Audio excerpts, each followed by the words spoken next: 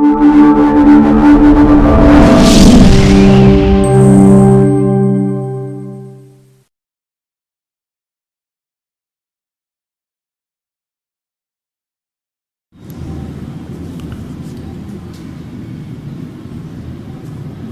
علیکم عزیز طلباء۔ اللہ کریم قرآن مجید میں فرماتے ہیں کہ اللہ اور اس کے فرشتے نبی علیہ السلام پر درود بھیجتے ہیں اور اے ایمان والوں تم بھی آپ پر خوب خوب درود و سلام بھیجو۔ تو ہم پہ لازم ہے کہ ہم اللہ کے نبی صلی اللہ تعالی وسلم پر علامہ رعان درود و سلام بھیجتے رہیں۔ تو ایک بار درود شریف پڑھیے، صلی علی محمد و آل محمد۔ عزیز طلباء، آج ہم صوم کا آغاز کرنے جا رہے ہیں۔ زمین اور ماحول، زمین جس پہ ہم بستے ہیں اس کے بارے میں اور اپنے ماحول کے بارے میں ہم اس چیپٹر میں اسٹڈی کریں گے۔ تو سب سے پہلے ہم دیکھتے ہیں کہ ہم اپنے پاکستان کے بارے میں جانتے ہیں۔ آپ پیج نمبر 52 نکالیں گے اور دیکھیں گے پاکستان کا پورا نام اسلامی جمہوریہ پاکستان ہے اور اس کا رقبہ 7,96,096 مربع کلومیٹر ہے۔ اللہ تعالیٰ نے اسے مختلف موسم بخشے ہیں اور مختلف قسم کی سطح زمین بھی بخشی ہے۔ یہ ملک موسموں سے اور معدنیات سے اور اللہ کی نعمتوں سے مالا مال ہے۔ پاکستان ایک وسیع و عریض ملک ہے اور یہ عرب کے ساحلوں کے ساتھ ہے، اور اللہ کریم نے اسے ایسی محل وقوع بخشا ہے، ایسا محل وقوع بخشا ہے کہ جنوبی ایشیا ہی نہیں پوری دنیا اس پہ رشک کرتی ہے۔ اور یہ خطہ جو بر صغیر کا ہے، قدیم زمانے سے ہی لوگوں کی نظروں میں تھا۔ لوگ تجارت کے لیے یہاں آتے تھے اور یہاں سے تجارت کرتے تھے، اسے سونے کی چڑیا کہا جاتا تھا۔ پیارے بچوں، پاکستان کے وسیع اور عریض ملک میں جو جنوبی ایشیا کے عرب ساحلوں اور دریائے سندھ کے ڈیلٹائی میدانوں سے شمال کے بلند و بالا پہاڑوں تک پھیلا ہوا ہے، مشرقی اور جنوبی حصہ دریائی میدانوں سے گھرا ہوا ہے، جبکہ مغربی اور شمالی حصے کئی پہاڑی سلسلے واقع ہیں۔ درجہ حرارت کی بنیاد پر بھی یہاں مختلف حصے ہیں۔ کہیں اگر گرمیوں میں ہم دیکھتے ہیں پنجاب کے ایریے میں گرمی پڑتی ہے تو بلند پہاڑی سلسلوں میں مری سوات کا آغان میں موسم خوشگوار ہوتا ہے تو لوگ مری کی طرف رخ کرتے ہیں۔ آب و ہوا میں موسمی فرق نمایاں طور پر پایا جاتا ہے۔ یہاں کے میدان زرخیز اور بھرپور پیداوار کے لحاظ سے دنیا بھر میں مشہور ہیں، جن میں دریائے سندھ کا بالائی اور زیریں میدان ہے۔ پاکستان کا محل وقوع، پاکستان کے محل وقوع میں یہ آپ کا شارٹ کوسچن بھی ہے، شارٹ کوسچن نمبر 2 ہے۔ پاکستان کا محل وقوع بیان کریں۔ پاکستان 23.5 درجے سے 37 درجے بر شمالی اور 61 سے 77 درجے طول بر مشرق کے درمیان واقع ہے۔ اس کے مشرق میں بھارت، مغرب میں افغانستان اور ایران اور شمال میں چین اور جنوب میں بحیرہ عرب واقع ہے۔ بحیرہ عرب بحر ہند کا حصہ ہے جو دنیا کا تیسرا بڑا سمندر ہے اور سب سے بڑی دوسری تجارتی گزرگاہ ہے۔ یعنی مشرق اور مغرب کے درمیان جتنی تجارت ہوتی ہے وہ بحر ہند اور بحیرہ عرب کے راستے سے ہوتی ہے۔ پاکستان ایک شاہراہ کے کنارے واقع ہے۔ جیسے ہم دیکھتے ہیں کسی سڑک کے کنارے، سڑک کے ساتھ ساتھ جو زمین ہوتی ہے تو اس کی اہمیت بڑھ جاتی ہے کہ اس کے ساتھ روڈ گزر رہا ہوتا ہے، وہ ایک تجارتی کے لحاظ سے اس کی اہمیت بڑھ جاتی ہے۔ اسی طرح پاکستان بھی ایک تجارتی شاہراہ پر واقع ہے جس کی وجہ سے اس کی اہمیت میں اضافہ ہو جاتا ہے۔ پاکستان کے محل وقوع کی اہمیت دیکھیں۔ پاکستان کے محل وقوع کی اہمیت بیان کریں۔ پاکستان کو اپنے محل وقوع کی اہمیت کے لحاظ سے نہ صرف جنوبی ایشیا بلکہ پوری دنیا میں خصوصی اہمیت حاصل ہے۔ پاکستان مشرق و مغرب کے درمیان رابطے کا اہم ذریعہ ہے۔ یہ محل وقوع کی اس کی اہمیت ہے، اور اس کی ایک اور بڑی اہمیت یہ بھی ہے کہ پاکستان کے مشرق میں بھارت ہے اور بھارت دنیا کی سب سے زیادہ آبادی میں دوسرے نمبر پر ہے، دوسرا بڑا آبادی کے لحاظ سے ملک ہے اور ایٹمی ملک ہے اور ہمارا ہمسایہ ہے۔ گو کہ ہمارے اور اس کے تعلقات شروع سے ناخوشگوار ہیں اور اس کی وجہ کشمیر ہے جس پر اس نے غاصبانہ قبضہ کر رکھا ہے۔ اس کی وجہ اگر مسئلہ کشمیر حل ہو جائے تو پھر دونوں ممالک جو ہیں وہ ترقی کر سکتے ہیں۔ اس کے بعد ہمارے مغرب میں افغانستان اور ایران ہے۔ افغانستان اور ایران دونوں ہمارے برادر اسلامی ملک ہیں، ان کے ساتھ ہمارے دیرینہ مذہبی ثقافتی تعلقات ہیں، تجارتی تعلقات ہیں۔ آپ کا یہ کوشچن بنتا ہے تو ڈیورنڈ لائن سے کیا مراد ہے؟ पाकिस्तान की अफगानिस्तान के साथ सरहद, पाक अफगान सरहद पाकिस्तान और अफगानिस्तान के साथ तकरीबन 2250 किलोमीटर की मुल्का सरहद को ड्यूरल लाइन कहते हैं। यानी पाक अफगान सरहद जो है उसे ड्यूरल लाइन कहते हैं। इसका तयन 1893 में अफगानिस्तान के बादशाह अब्दुर्रहमान और बरतानवी नुमाइंदे साथ ड्यूरल के दरमियान एक वायदे की सूरत में हुआ। 1948 में जब पाकिस्तान 1947 में बना तो अफगानिस्तान ने उसे तस्लीम नहीं किया। अफगानिस्तान ने एक साल बाद उसे तस्लीम किया और 1948 में पाक अफगान ताल्लुकात का आगाज हुआ। तो पाकिस्तान और अफगानिस्तान के जब ताल्लुकात कायम हुए तो दोनों ममालिक ने इसे बैनुल-अक़वामी सरहद तस्लीम कर लिया। हम इसे यूं क्वेश्चन अगर आ जाते हैं पाक अफगान सरहदी मुआहिदा कब हुआ, तो हम इसे कह सकते हैं कि पाक अफगान सरहदी मुआहिदा 1948 में हुआ। उसके बाद हम देखते हैं कि शुमाल की जानिब शुमाल मगरब में हमारी वस्ती एशियाई रियासतें आती हैं जिनके साथ हमारे मजहबी, सकाफती, तहजीबी, तिजारती ताल्लुकात हैं शुमाल मगरब में। और ये आपका शॉर्ट क्वेश्चन भी है, पाकिस्तान के लिए अफगानिस्तान और वस्ती एशियाई ममालिक की अहमियत बयान करें। मशकी सवालात में पाकिस्तान के शुमाल में वस्ती एशियाई ममालिक Tajikistan, Uzbekistan, Turkmenistan, Tajikistan, Kyrgyzstan वगैरह शामिल हैं। ये वो रियासतें हैं जो रूस से आज़ाद हुई 1991 में। ये ममालिक समंदर से दूर हैं, इनकी कोई अपनी बंदरगाह नहीं, यानी समंदर के करीब इनका रास्ता नहीं है। इनकी तिजारती जितनी भी बहरी तिजारत है उसके लिए इन्हें पाकिस्तान से मदद लेना पड़ती है और पाकिस्तान इनकी तमाम बहरी तिजारत पाकिस्तान के रास्ते होती है। समंदर से दूरी के बायस इन्हें पाकिस्तान के रास्ते अपनी बहरी तिजारत करनी पड़ती है। और ये ममालिक तेल, गैस और ज़राई पैदावार के लिहाज से दुनिया भर में मशहूर है। इनकी कुल आबादी कम मगर रकबे के लिहाज से हमसे 6 गुना बड़ी है।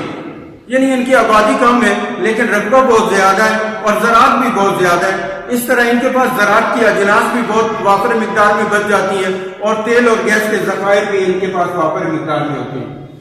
पाकिस्तान के इन ममालिक से देरीना मजहबी, सकाफती और तिजारती ताल्लुकात कायम है।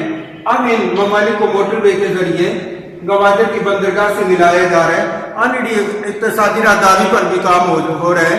इक्तिसादी राहदारी के जरिए वस्ती एशियाई रियासतों को पाकिस्तान के रास्ते गवादर की बंदरगाह से मिलाया जा रहा है, जिससे न सिर्फ जनूबी एशिया बल्कि पूरे ये खित्ता जो है, न सिर्फ पाकिस्तान बल्कि पूरा जनूबी एशिया जो है वो तरक्की की राह पर गामज़न हो जाएगा और पूरे खित्ते में तरक्की की रफ्तार तेज हो जाएगी। ये मेरे बच्चों था आपका मशकी सवाल। पाकिस्तान के लिए अफगानिस्तान और वस्ती एशियाई ममालिक की अहमियत बयान करें। शुमाल में चीन है। चीन हमारा ऐसा दोस्त है जिसने हर मुश्किल घड़ी में पाकिस्तान का भरपूर साथ दिया है। हम देखते हैं कि जब भी पाकिस्तान पर कोई, चाहे वो ज़ल्ज़ला हो, चाहे वो सैलाब हो, चाहे कोई वबा हो, चीन ने भरपूर तरीके से पाकिस्तान की मदद की है और पाकिस्तान और चीन को शरह रेशम मिलाती है, जो हमारी दोस्ती की वाज़ेह मिसाल है। प्राचीन दोस्ती पहाड़ों से बुलंद और समुद्रों से गहरी है। उसके बाद हम देखते हैं कि पाकिस्तान के जुनूब में बहरे अरब है। बहरे अरब बहरे हिंद का हिस्सा है जो तीसरा बड़ा समंदर है और तिजारती लिहाज से भी ये सबसे बड़ा तिजारती रास्ता है। और मशरिक और मगरिब के दरमियान बहरे अरब वाहिद एक रास्ता है जो मशरिक और मगरिब को मिलाता है। उसके बाद बहरे हिंद के किनारे खलीज फारिस है। खलीज फारिस और दीगर ममालिक आते हैं जिनके साथ हमारे ताल्लुकात हैं, जिनमें एशियाई ममालिक में इंडोनेशिया, मलेशिया, ब्रुनाई दारुस्सलाम, जनूबी एशियाई ममालिक बांग्लादेश, मालदीव और श्रीलंका। और ये सारे ममालिक वो भी हैं जो सार्क तंजीम के मेंबर भी हैं। नेक्स्ट हमारा टॉपिक आता है पाकिस्तान के तबई का दुखाल। तबई का मतलब है कुदरती। पाकिस्तान के तबई का दुखाल के लिहाज से कितने बड़े हिस्से हैं? तो पाकिस्तान को तबई का दुखाल के लिहाज से 3 बड़े हिस्सों में तकसीम किया जाता है। नंबर 1 शुमाली पहाड़ी सिलसिला, नंबर 2 सतह मुर्तफा, नंबर 3 मैदान। نیکسٹ آپ کا ہمارا ٹاپک آتا ہے پہاڑی سلسلے، شمال مغربی پہاڑی سلسلے، اور ایک نشان آپ لگائیں گے پیج نمبر 53 پہ، پاکستان کا محل وقوع۔ یہ آپ کا پہلا شارٹ کوشچن بھی ہے اور لانگ کوشچن نمبر 1 بھی ہے، یعنی کوشچن نمبر 5، کوشچن نمبر 5 یہاں سے شروع ہو کر یہ آپ کے پیج نمبر 55 کے اینڈ تک جائے گا، پیج نمبر 55 کے اینڈ تک۔ یہ آپ کا لانگ کوشچن نمبر 1 ہے۔ اس کے بعد آتا ہے شمالی پہاڑی سلسلے، یہ آپ کا لانگ کوشچن نمبر 2 ہے، لانگ کوشچن نمبر سیریل کے لحاظ سے 6 اور لانگ کوشچن کے لحاظ سے دوسرا لانگ کوشچن ہے۔ پاکستان کے پہاڑی سلسلوں کا حال بیان کریں۔ خشکی کے پہاڑ کیسے کہتے ہیں؟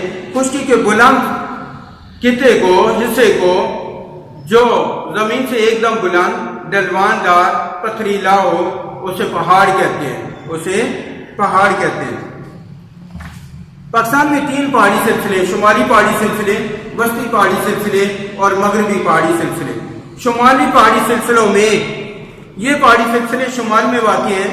ان پہاڑوں کے وجود سے پاکستان کی شمالی سرحد کافی محفوظ ہے۔ یہ پہاڑ بحیرہ عرب اور بحیرہ بنگال سے آنے والی ہواؤں کو روکتے ہیں جو بارش اور برف کا سبب بنتے ہیں، اور انہی بارش اور برف کی وجہ سے ہمارے دریاؤں کی روانی ہوتی ہے۔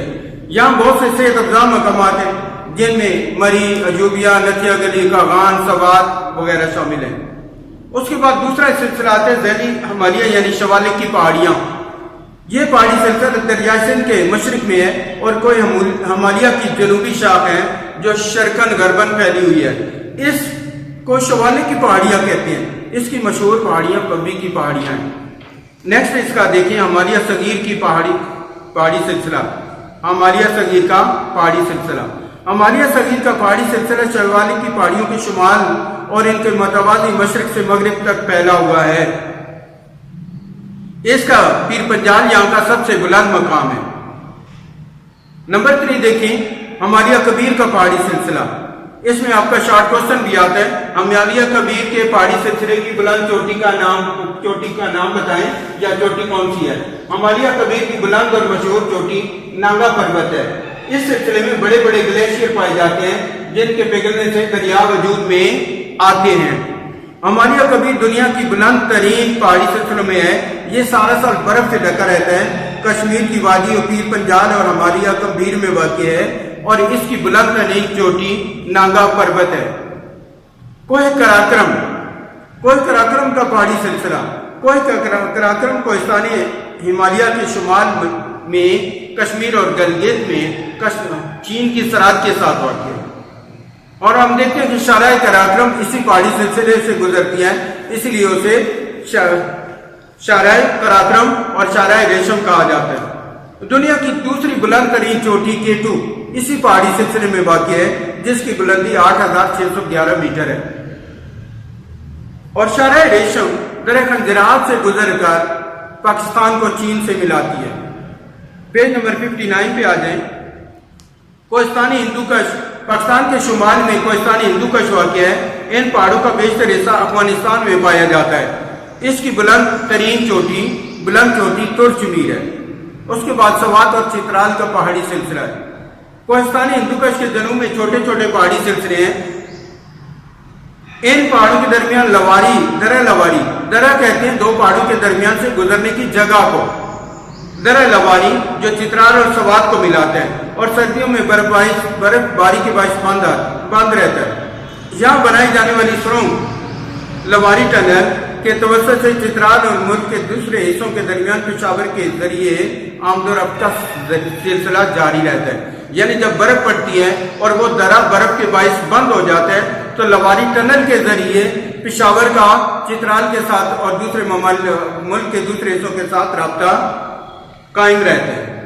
نمبر 2 ہے وسطی پہاڑی سلسلے، کوہستانی نمک۔ اب شارٹ کوشچن آتے ہیں عموماً بورڈ میں، کوہستانی نمک میں کون سے ذخائر پائے جاتے ہیں؟ کوہستانی نمک میں جپسم اور کوئلہ کے ذخائر پائے جاتے ہیں۔ یہ پہاڑی سلسلہ سطح مرتفع پٹھوار کے جنوب میں دریائے جہلم اور دریائے سندھ کے درمیان واقع ہے۔ سکیسر اس سلسلے کا بلند پہاڑ ہے، بلند مقام ہے۔ اس پہاڑی سلسلے میں نمک، جپسم اور کوئلہ کے ذخائر پائے جاتے ہیں۔ کوہ سلیمان، یہ پہاڑی سلسلہ درہ گومل کے جنوب سے شمال جنوباً ہو کر پاکستان کے وسط تک جا پہنچتا ہے۔ اس کی بلند چوٹی تخت سلیمان ہے۔ اس کے بعد پیج نمبر 60 پہ آئیں۔ کوہ کیتھر کوہ سلیمان کے جنوب اور دریائے سندھ کے مغرب میں کوہ کیتھر کا پہاڑی سلسلہ ہے۔ یہ دریا سندھ کے زیریں میدان کے مغرب میں واقع ہے۔ یہ دریا سندھ کے زیریں میدان کے مغرب میں واقع ہے، کم بلند اور خشک پہاڑوں پر مشتمل ہے۔ تیسرا ہمارا سلسلہ ہے مغربی پہاڑی سلسلہ۔ مغربی پہاڑی سلسلے میں سب سے پہلے کوہ سفید ہے۔ کوہ سفید اور دریائے کابل کے جنوب میں شرقاً غرباً پھیلا ہوا ہے۔ درہ خیبر کوہ سفید کے شمال میں واقع ہے، جو پاکستان اور افغانستان کے درمیان تاریخی گزرگاہ ہے۔ نیکسٹ دیکھیں وزیرستان کی پہاڑیاں۔ اب اس کا ایک مشقی سوال بھی ہے، درہ ٹوچی اور درہ گومل کس پہاڑی سلسلے میں واقع ہیں؟ درہ ٹوچی اور درہ گومل افغانستان کی سرحد کے ساتھ وزیرستان کے پہاڑی سلسلے میں واقع ہیں۔ اس کے بعد ٹوبہ کاکڑ کا پہاڑی سلسلہ کہاں واقع ہے؟ یہ بھی آپ کا مشقی شارٹ کوسچن ہے۔ ٹوبہ کاکڑ کا پہاڑی سلسلہ کہاں واقع ہے؟ وزیرستان کی پہاڑیوں کے جنوب میں افغانستان کی سرحد کے ساتھ ٹوبہ کاکڑ کا پہاڑی سلسلہ واقع ہے۔